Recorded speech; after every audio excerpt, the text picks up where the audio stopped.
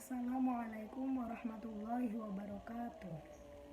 Teman-teman, di sini saya akan menyampaikan bagian keempat dari rangkaian teori interpretasi Gracia, yaitu menurut Gracia, fungsi interpretasi ada 3. Yang pertama yaitu historical function, yang kedua yaitu meaning function, dan yang ketiga yaitu implicative function.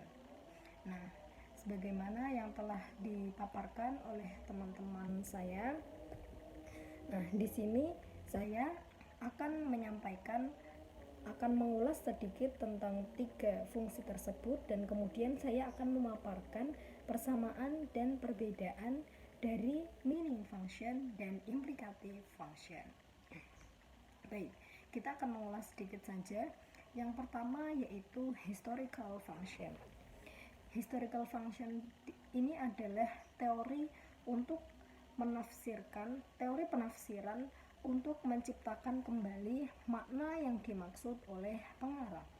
Jadi di sini seorang mufasir berusaha untuk memahami teks sebagaimana teks itu dipahami pada saat pertama kali turun, dan bagaimana respon atau bagaimana yang dipahami oleh audiens historis. Adapun cara-caranya, kita menggunakan analisis bahasa atau linguistik, kemudian intratekstualitas, intertekstualitas, dan tak lupa kita juga harus memahami konteks sejarah. Nah, historical function ini gampangnya gini, kayak kita itu ketika membaca teks, kita itu berusaha untuk memahami, untuk kita itu masuk pada zaman teks itu turun, dan kita seakan-akan membaca itu pada zaman itu gitu. Jadi lebih terasa sejarahnya gitu. Jadi kita lebih bisa memahami teks itu, kita akan menguak makna dari teks itu sebagaimana teks itu dipahami pada saat teks itu diturunkan. Seperti itu. Itu historical function. Kemudian yang kedua yaitu meaning function. Meaning function di sini mufasir berusaha untuk menafsirkan teks untuk konteks kekinian. Nah, ringkasnya seperti itu. Jadi meaning function di sini seorang mufasir melakukan pengembangan makna, yaitu untuk disesuaikan dengan konteks sekarang, dan tak lupa meaning function ini juga memiliki relasi dengan historis. Jadi ada sebuah teks ini kan memiliki historis tertentu. Nah, kemudian teks ini kita tarik dan dimaknai sesuai dengan konteks zaman sekarang gitu. Jadi meaning function ini kita melihat substansi dari teks tersebut, dan untuk dilakukan pengembangan makna yang sesuai dengan konteks zaman sekarang. Itu meaning function. Nah, meaning function ini juga seperti yang saya bilang tadi, ada relasinya dengan sisi historis. Jadi meaning function ini juga tak lupa bagaimana kita bisa mengembangkan teks tersebut dengan konteks sekarang. Nah, tak lupa kita juga melihat sisi historis dari teks tersebut ya. Jadi meaning function ini juga masih memiliki relasi dengan historis function. Nah, meaning function ini kan tadi kita mengembangkan makna sesuai dengan konteks. Nah, kalau bicara konteks berarti kita juga tidak bisa lepas dengan waktu dan tempat tertentu. Nah, waktu itu juga kita melihat waktu dulu dan waktu sekarang, dan tempat itu juga bisa berbeda-beda.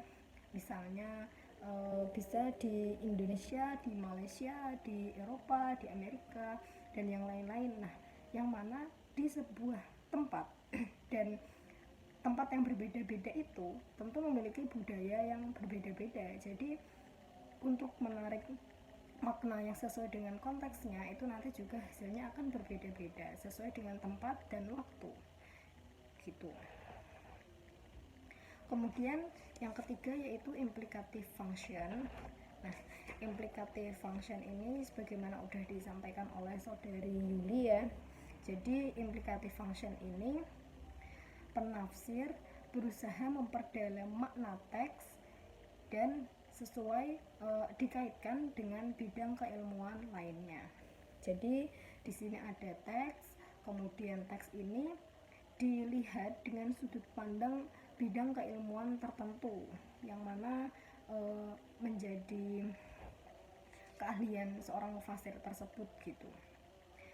Nah, implicative function ini untuk apa sih sebenarnya? Kenapa harus teks ini harus dilihat dengan bidang keilmuan tertentu? Sebenarnya ini juga berusaha supaya audiens ini dapat lebih menangkap makna dari teks tersebut gitu. Jadi lebih lebih spesifik aja gitu sih, dilihat dari sudut pandang bidang keilmuan tertentu gitu. Nah, di implicative function ini yang menjadi kata kunci adalah di sini mufasir berusaha untuk menguak makna di balik teks, atau bahasanya adalah kita melihat behind the text, atau melihat apa sih sebenarnya makna yang ada di balik teks tersebut gitu. Nah, itu kata kunci dari implicative function. Nah, kemudian persamaan dari meaning function dan implicative function adalah yang pertama, yaitu sama-sama melibatkan subjektivitas mufasir. Kemudian yang kedua adalah sama-sama berusaha melakukan penafsiran yang lebih dalam gitu. Meaning tadi kan menyesuaikan dengan konteks, terus implikatif itu melihat dikaitkan dengan bidang keilmuan tertentu gitu. Jadi meaning dan implikatif itu sama-sama melakukan penafsiran yang lebih dalam terhadap teks tertentu. Nah, adapun perbedaannya yaitu kalau meaning function itu kita melihat semantik dan historisnya. Nah, identik dengan semantik dan historisnya. Nah, kalau implikatif itu tidak harus demikian, tetapi kalau implikatif itu lebih berusaha menampilkan makna yang ada di balik teks tersebut gitu. Jadi ringkesnya gini, perbedaannya itu kalau perbedaannya antara meaning function dan implicative function itu, kalau meaning function ini erat kaitannya dengan semantik dan historis. Nah, kalau implicative function ini kita berusaha menguak makna di balik teks. Kalau meaning, semantik dan historis, kalau implikatif itu behind the text. Nah, kira-kira begitu perbedaannya. Mungkin begitu saja pemaparan dari saya yang ringkas ini. Kalau misalnya kurang lengkap bisa dilengkapi oleh teman-teman, bisa dilakukan diskusi lebih lanjut. Demikian yang dapat saya sampaikan, kurang lebihnya mohon maaf. Terima kasih sudah menonton. Wassalamualaikum warahmatullahi wabarakatuh.